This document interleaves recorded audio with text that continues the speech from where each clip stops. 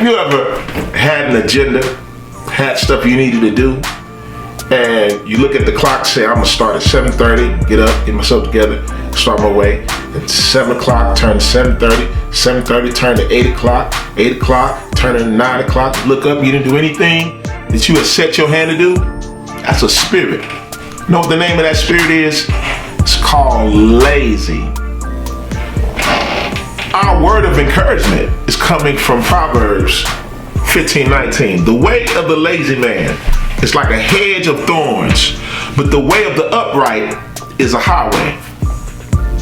See, lazy means slothful, unwilling to move, or to procrastinate.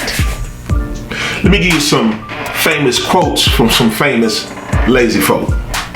Whenever I feel the need to exercise, I lay down until that feeling goes away.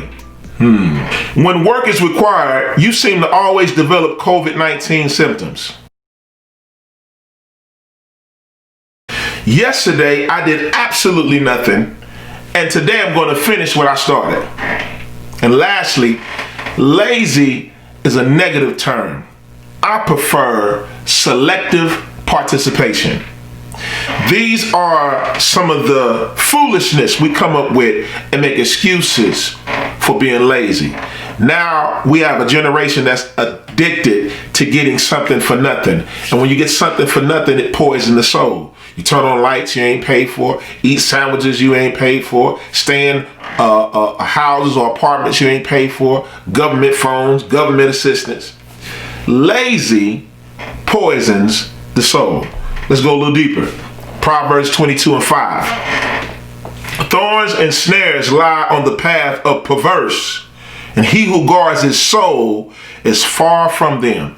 You have to guard your soul around an atmosphere of convenience. People who promote laziness. Would you like to start a new career and make a job making 6 figures? Come to my seminar where you can bypass principles and ethics and be a millionaire in 6 months. That is called a snare and a trap of the enemy. If a man or a woman don't work, they won't eat. Principle, whatever you sow, you're going to reap. You won't reap anything if you don't sow anything. So it is imperative that we bind the spirit of lazy. Now, earlier it talked about in Proverbs 15:19, it said a lazy man is a hedge of thorns. Let's talk about thorns. Thorns is a bush. It is a source of annoyance, irritation, vexation, a trial, a torment, inconvenience, a nuisance, or flat out folk who get on your nerves. This term is denoting sin, sorrow, and hardship. A thorn and a rose represents pain and pleasure. A thorn is an emblem of Christ's passion and his crucifixion. So, I don't know if you remember those stupid challenges people used to do. It used to be a challenge where people, some young boys would film other folks tackling a thorn bush and get stuck all on their face. And I thought that was dumb, but I looked a little deeper.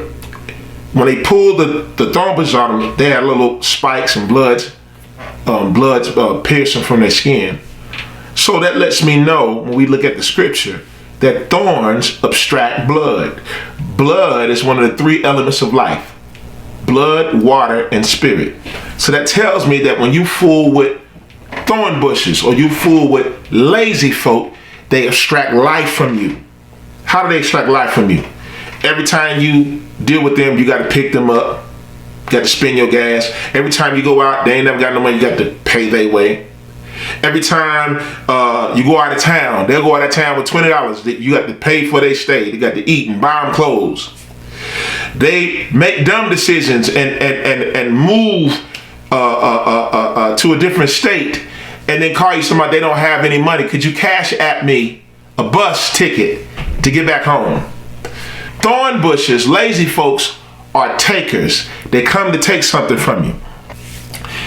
And when you're dealing with these type of people or spirits, the number one gift you need is discernment. Discernment sifts right from wrong, righteousness from unrighteousness, truth from game. You need discernment.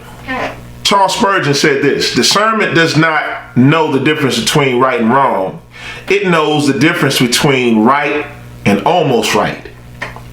See, it's the little leaven that leaveneth the lump. It's the little lies. It's what seems right that you allow to get into your space, that you allow entry into your life. And the whole motive behind these lazy folk or these thorn bushes is to take something from you. How many people have gambled with their lives and said things like, I thought, well, it seemed like, well, she said, he promised. We understand that all of war is deception. And in the Articles of War by Sun Tzu, he said, a deceiver will appear to be weak when they're really strong. So let's say a panhandler, someone who's asked for money. Everyone who's homeless is not really homeless. You need discernment to know who's really in need and who's not. You got some folks who go out here and they put on a homeless face. They put on a homeless tone. You got spare change for the homeless. And the whole time you're supporting the habits. It was one guy on the plaza. He had over $300,000 because he was a professional hustler. He's beating folk out of money. So you need discernment to know right from wrong, good from evil, true from hustle. Listen to this. A liar knows he's a liar, but one who speaks partial truth in order to deceive is a craftsman of destruction. Watch out for thorn bushes. Lastly, a forced smile is a sign that something's wrong. And it's imperative that you recognize it, because living a lie will reduce you to one. So, Walt, what are you saying? This is what I'm saying. You got to watch, you need discernment to watch out for thorn bushes in your life. When God want to bless you, he put people in your life. When the devil want to stress you, he put people in your life. He put people that would take things from you. How many of you have gotten into relationships where you allowed a thorn bush to come to your space and they stole some things from you that to this day you try to recover from? How many of you have allowed your soul to be intertwined with devils and demons and folks who robbed you of your peace of mind, robbed you of your substance, robbed you of your personality, robbed you of good character? I met girls that said they started out, they was good girls, met with the wrong dude, they turned into bad girls. Dudes who was innocent, good dudes, messed with the wrong widow and became a dog because you allowed a thorn bush to come into your space. Listen to me. The scripture talks about when men slept, the enemy sowed tares. Tares are weeds. The definition of a weed is this: anything that you don't plant that shows up in your garden is a weed. I don't care if it's a beautiful rose. If you didn't plant it, it's a weed. And that rose has a different rooting system. Its purpose is to rob nutrients and water and life from the plants that you planted. It's a taker. It's a weed. It's a thorn bush. Watch out for thorn bushes.